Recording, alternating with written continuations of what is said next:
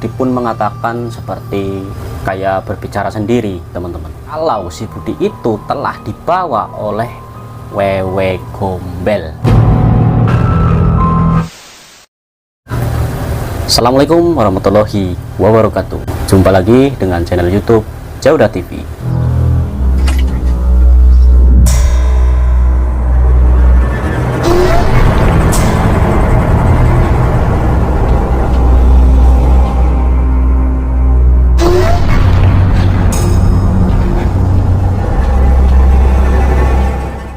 Oke teman-teman, di video kali ini kita akan sedikit bercerita dan ingin membahas tentang misteri Sandekala. Sandekala adalah bukan waktunya atau bukan waktu yang tepat dengan waktu senja saat menjelang maghrib. Pada waktu Sandekala identik dengan makhluk yang menyeramkan. Sebagian besar di kalangan masyarakat, Sandekala ini sering dipakai untuk menakut-nakuti anak kecil agar mereka tidak bermain dan keluar rumah di waktu senja atau menjelang maghrib. Mitos atau fakta? Mari kita ceritakan kisah yang satu ini. Nah teman-teman, di video kali ini saya ada sedikit cerita tentang mengenai anak kecil yang sedang bermain di luar rumah pada waktu Sandekala.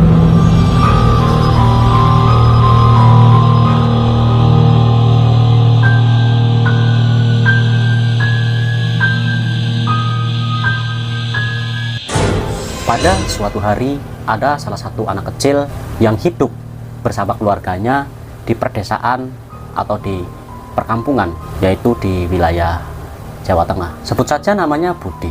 Budi ini dikenal bandel di kalangan masyarakat setempat. Nah, ceritanya kala itu si Budi ingin mandi pada waktu sore hari. Dan Budi ini ingin mandi di salah satu sebuah lokasi yang biasanya untuk mandi oleh warga sekitar, yaitu di aliran sungai kecil atau di kucuran ya teman-teman.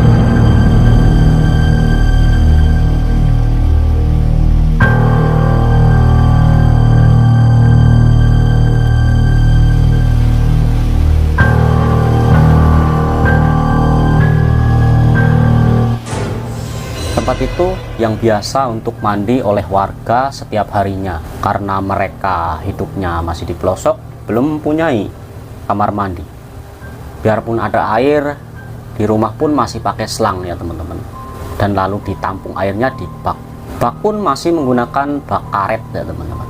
Nah di sini mereka berdua, si Budi dan sang ibu itu sedang berbicara antara anak dan ibunya dengan memakai bahasa daerah dia ya teman-teman.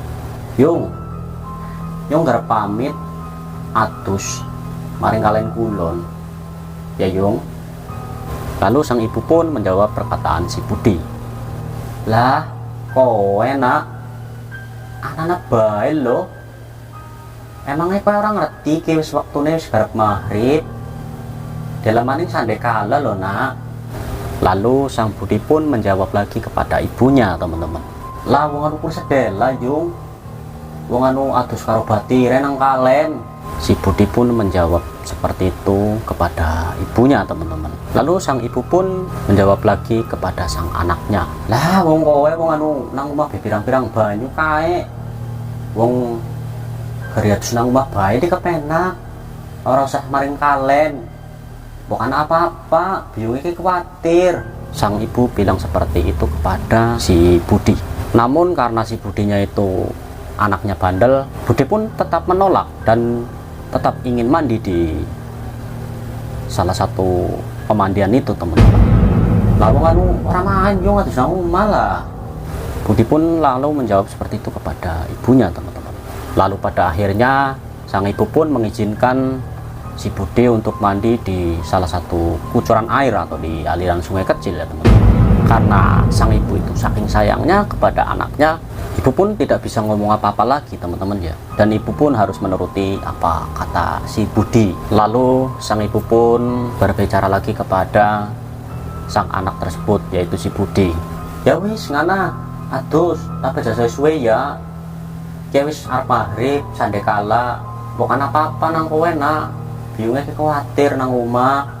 Ibu pun mengingatkan lagi seperti itu kepada anak itu, yaitu si Budi. Dan setelah itu berangkatlah si Budi ke tempat pemandian itu, teman-teman.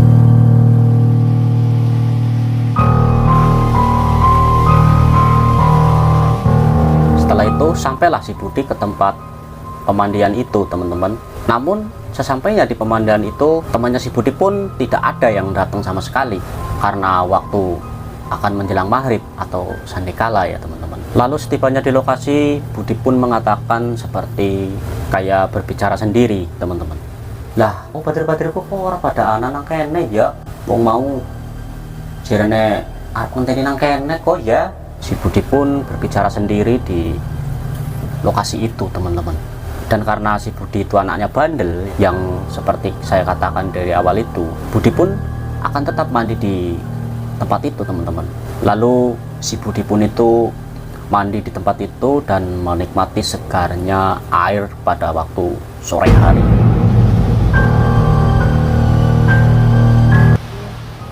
Dan saking asiknya mandi, si Budi itu sampai lupa waktu ya, teman-teman. Selang beberapa menit kemudian, si Budi pun tidak sadar kalau waktu akan menjelang sandekala atau menjelang maghrib. Dan di situ, teman-teman, tiba-tiba ada sesosok yang mirip dengan ibunya, dan sosok itu menyampaikan sesuatu kepada si Budi itu, teman-teman. Dan lalu sosok itu yang mirip dengan ibunya si Budi itu menghampiri si Budi dan mengajaknya untuk pulang. Namun nasib berkata lain, teman-teman. Si Budi pun itu dibawa ke salah satu tempat, yaitu di tempat yang gelap dan banyak bebatuan di lokasi itu, teman-teman. Sontak si Budi pun lalu mengikuti apa kata-kata si makhluk halus itu yang menyerupai dengan wajah ibunya, teman-teman. Dan karena si Budi itu tidak tahu kalau yang mengajak si Budi itu adalah makhluk jelmaan yang menyerupai ibunya si Budi tersebut. Jadi si Budi pun disuruh duduk di salah satu batu, dan lalu tiba-tiba sosok itu menghilang. Sontak si Budi pun ketakutan, dan si Budi pun di situ baru sadar, teman-teman, bahwa yang membawanya si Budi itu bukan ibunya ternyata.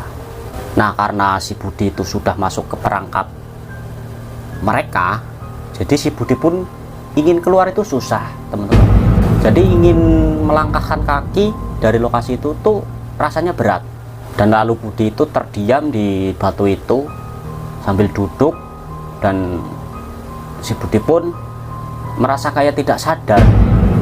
Dan keesokan harinya itu ibunya si Budi itu mencari si Budi ke lokasi itu bersama warga sekitar. Karena si Budi itu sudah terbawa ke alam lain, si Budi pun tidak terlihat oleh manusia, teman-teman. Sudah dicari kemana-mana ke lokasi itu, si Budi pun belum juga ketemu. Dan setelah ibunya dan warganya itu mencari si Budi tidak ketemu, tiba-tiba ada salah satu seorang yang datang ke lokasi itu, dan warga itu bisa melihat si Budi sedang duduk di batu itu, teman-teman. Lalu sang warga tersebut itu memberitahu kepada ibunya dan warga sekitar yang sedang membantu mencari si Budi itu, teman-teman. Dan karena warga yang menemukan si Budi itu orangnya agak pinter, ya istilah kata kayak mempunyai kemampuan tersendiri, teman-teman. Jadi dia itu bisa melihat. Nah, lalu si warga itu membantu, teman-teman. Dan ternyata si Budi itu di batu itu yang sedang duduk itu nggak memakai pakaian, karena si Budi itu tadinya itu sedang mandi ya, teman-teman. Lalu sang ibu pun memeluk si Budi dan mengajaknya pulang ke rumah. Dan selang beberapa jam kemudian si Budi pun sadar, teman-teman. Lalu sang warga yang menemukan si Budi itu mengatakan kepada ibunya dan memberi peringatan kepada warga sekitar atau ibunya si Budi itu kalau si Budi itu telah dibawa oleh Wewe Gombel.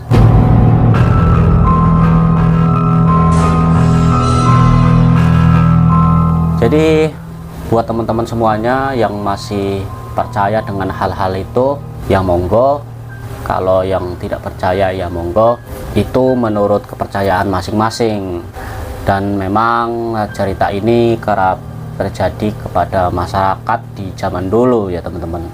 Untuk zaman sekarang ini mungkin belum ada ya kabar-kabar seperti kisah-kisah yang seperti itu ya teman-teman.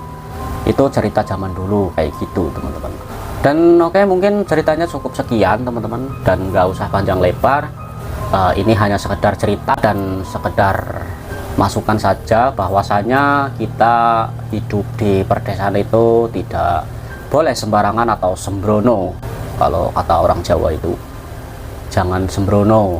Jadi kita harus tahu waktu dan tahu kondisi teman-teman, bahwasanya kita mempunyai anak kecil itu jangan diperbolehkan keluar pada waktu sandekala. Dan memang waktu sandekala itu, kalau kata orang zaman dulu itu, banyak makhluk-makhluk yang sedang pada lewat. Ceritanya seperti itu. Dan mungkin cukup sekian ya teman-teman, kurang lebihnya kayak gitu teman-teman. Ini hanya sekedar cerita dan masukan mungkin untuk teman-teman yang hidup di perdesaan seperti saya ya teman-teman. Dan jangan lupa untuk dukungannya teman-teman dengan cara like, komen, dan subscribe ya teman-teman, dan di share serta nyalakan lonceng notifikasinya agar teman-teman tidak ketinggalan video-video terbaru dari channel Jaudah TV.